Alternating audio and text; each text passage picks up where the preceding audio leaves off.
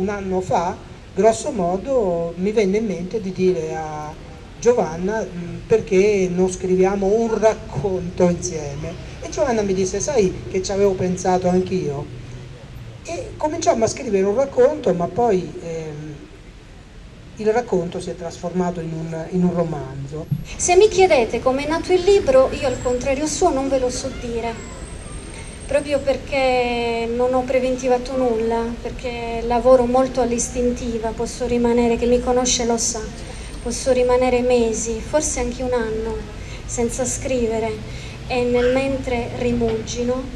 e inglobo, porto dentro ciò che sento, ciò che colgo da tutti, perché soprattutto penso che la scrittura sia un raccogliere dalle anime, portarle dentro noi, entrare dentro gli altri, dentro le cose, dentro tutto ciò che ci circonda. Che esista in questo paese una profonda frattura tra quello che accade nel mondo e quello che ci viene raccontato è una cosa ormai risaputa. Ecco, noi abbiamo cercato con il nostro lavoro di portare alla ribalta tutto ciò che nel mondo dell'informazione viene in un modo o nell'altro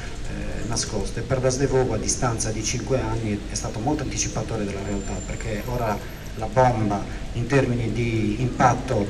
sulle coscienze delle persone è veramente scoppiata, perché quel poligono esiste, è un posto dove viene fabbricata la morte praticamente. Noi l'abbiamo detto nel 2008, ora lo sanno tutti grazie alle inchieste.